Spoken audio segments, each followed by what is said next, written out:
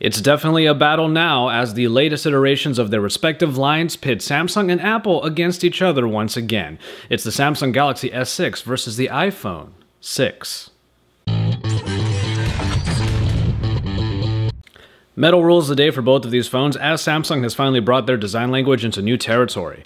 The metallic frame now keeps two glass panels together in this new version of the Galaxy, which still retains much of what makes it a Samsung-built device. The classic button layout with tactile fingerprint reading home button, flanked by recent apps and back capacitive keys, are coupled with the power button on the right and the volume rockers that are opposite it. What has been most hotly debated about this version is the lack of a removable backing, which means no access to the battery or expandable storage. Though on the back there is still a heart rate monitor, and the camera sticks out quite a bit, there is little to really clutter the form factor of this phone. Handling is as good as ever with a 5.1-inch screen, and the device has a good lightness and thinness that keep it really nimble for one-handed usage. Despite all other elements being moved to the bottom, and that makes the S6 look pretty similar to the iPhone, this is still a Samsung device through and through. But that brings us to the iPhone 6, which marked a change in Apple's design language as well. A larger model finally came with the main model, but the 6 Plus gets a 5.5-inch screen for those who really need more screen real estate. Focusing mainly on the smaller model, the now Apple-esque metal construction keeps the phone looking and feeling really nice, with its own button layout of home button up front that can scan fingerprints as well, and the volume rockers and silence toggles on the left side, with the power button brought to the right side this time to accommodate the larger size of the 4.7-inch screen. Despite being 0.1 millimeters thicker than the Galaxy S6, both of these phones are actually very similar in handling, with the iPhone getting the slight bump in ergonomics because of its smaller screen size. For any Apple veteran, it's not hard to applaud what the company did by refining the design and making the iPhone 6 and 6 Plus much larger than before. But on the other hand, Samsung has really changed their tune when it comes to design, and many people are going to like the metal design with the dual glass panels, and that is the case for us here at Android Authority. But for those power users who need or want replaceable batteries and expandable storage, neither of these devices are going to please them. Nonetheless, metal is the way to go for both of these devices, and it's a personal choice as to which company rocks it better. But we applaud Samsung for finally making the substantial change in design that we've been waiting for. As already mentioned, the iPhone got a bump up to 4.7 inches in the main model and 5.5 inches in the Plus, basically flanking the middle size of 5.1 for the Galaxy S6. Adhering to their original company philosophy of pixel density, Apple keeps the resolutions of both fairly low compared to many new Android counterparts, keeping the iPhone 6 at 1334 by 750 resolution at 326 pixels per inch, though the Plus does get a full 1080p display. As Android manufacturers continue to push the boundaries of specifications, Quad HD is the new flavor, as 2560 by 1440 resolution at 577 pixels per inch brings high performance to the Samsung Galaxy S6. If you're looking for a great display experience, you'd be hard-pressed to find many flaws in any of these devices, unless you're actually very spec-hungry. The Galaxy S6 manages to have a high-powered display without sacrificing how well it performs, and with such a high pixel density, everything from media to text looks gorgeous under the great contrast levels of a Super AMOLED display. The Apple phones don't suffer from any sharpness issues due to their resolutions, though their IPS LCD constructions may not be as pleasing to the eyes of Super AMOLED fans. Users who want to have a very good media experience with the iPhones would likely opt for the larger 6 Plus for its real estate, as the Galaxy S6 toes the lines of comfort and size with its 5.1-inch panel. Super AMOLED continues to really prove itself as a great display experience, and it's a feather in the cap of Samsung. But Apple's Retina displays definitely hold their ground still as a display tech with a rich pedigree. It almost sounds like a cop-out nowadays, but these two different ecosystems bring different performance experiences no matter how you slice it. Though this might have been the general line for comparing Android and iOS, this new crop of flagship devices out of Android camp seem to be getting the speed upgrade that they've been needing.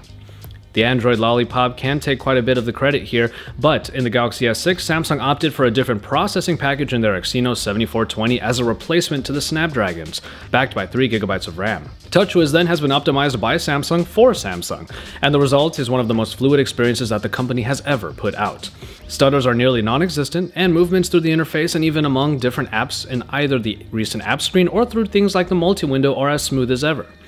In the past, shade thrown at TouchWiz for less than a completely fluid experience put iOS that little bit over, with its nice animation seamlessly moving in and out of applications. And in this latest iteration of their smartphone, the Apple A8 with 1GB of RAM are able to sufficiently power their operating system with very few problems. This disparity in processing packages is the main reason why it's clear Android and iOS are completely different beasts. But as an operating system catered to just one platform of devices, it makes sense that Apple would be able to optimize iOS fully, and the result is an experience that has thus far stood the test of time for Apple veterans.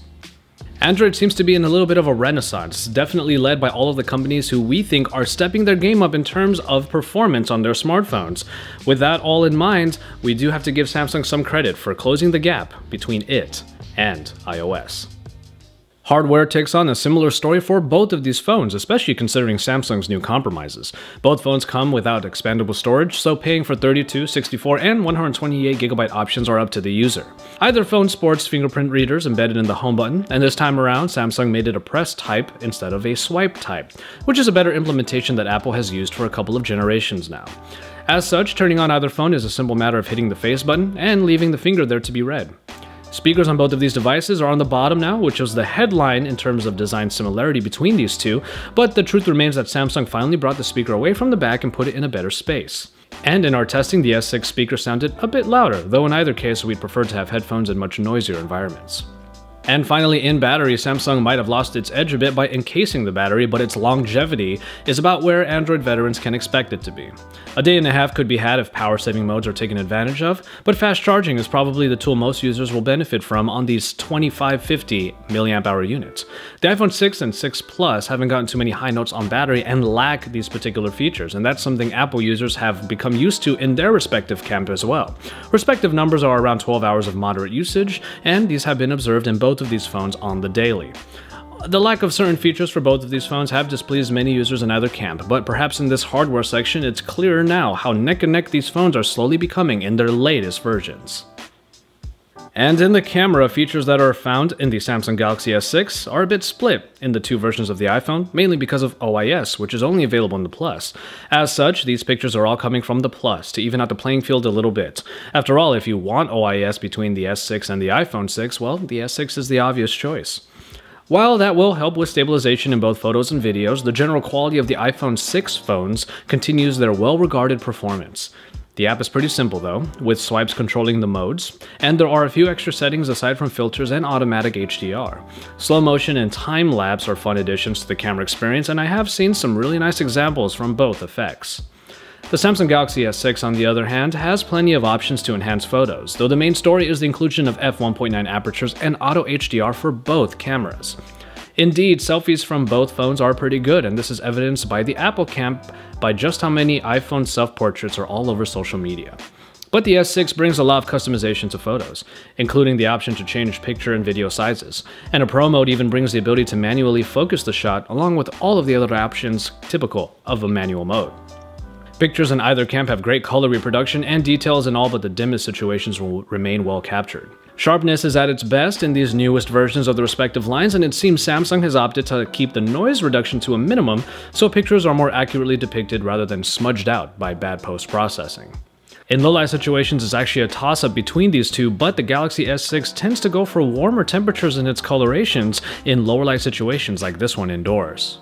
As Samsung further closes the gap in camera quality since the Note 4 is a great performer, it seems the only real problem the iPhone has here is a smaller sensor at 8 megapixels, as the Galaxy S6 demonstrates that its larger 16 megapixel sensor captures a bit more detail for its better post-processing to work on. You won't have a bad time with either of these cameras when it comes to quality. For shooting options, both provide some compelling versions of their own creative modes, but if what you want is more freedom in controlling your shot, the Galaxy S6 turns out to be the somewhat better choice. In software, we get some key enhancements in both versions of these respective interfaces, with one updating its look a little bit, and the other finally getting the boost that we've been waiting for.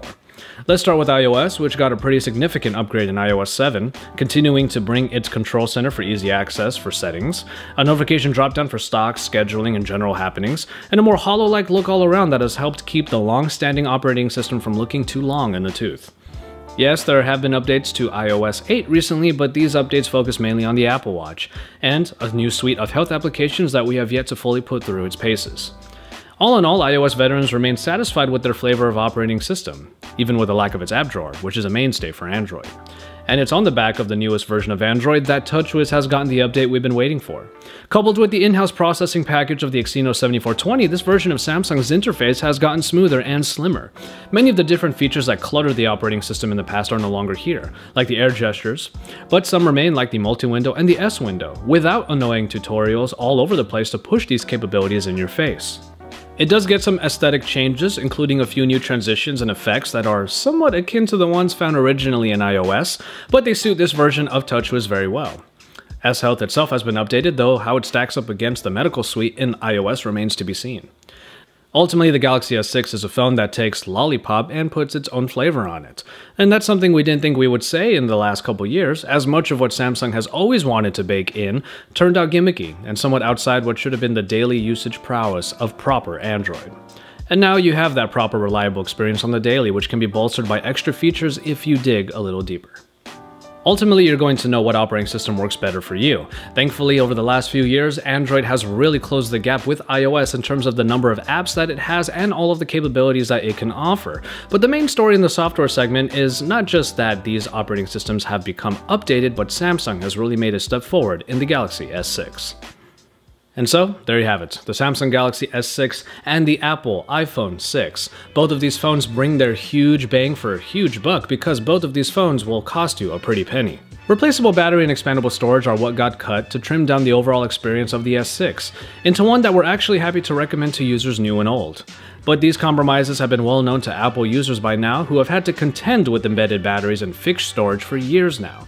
What has seemed to work for iPhone users will now have to work for Galaxy users, and that's what will continue Samsung's polarizing nature. Perhaps the best way of looking at these two phones is how the race between them has gotten much closer, perhaps neck and neck. So, if you want either a smaller screen or bigger screen with the proven power of iOS, then the iPhone is for you. For a more powerful screen and more robust camera experience powered by a renaissance in design and software, Samsung has done some great things to start off this flagship season of 2015. And we're excited to see where these two phones go next. As always, thank you guys very much for watching, and I hope you enjoyed this versus between the Samsung Galaxy S6 and the iPhone 6. Depending on which ecosystem better suits you on the daily, you really can't go wrong with either of these devices, and we really do applaud Samsung for closing the gap even more with this latest version of their flagship smartphone. Apple, it's your move now. So keep it tuned to Android Authority for all of the best coverage, and remember to stay tuned here for even more coverage of the other flagships, including the Samsung Galaxy S6, as we continue taking a look at it against the other flagships in the game. But until then, make sure you subscribe to our channel if you haven't already, drop us some likes on our videos, and head on over to AndroidAuthority.com when you're done with all of that, because we are your source for all things Android.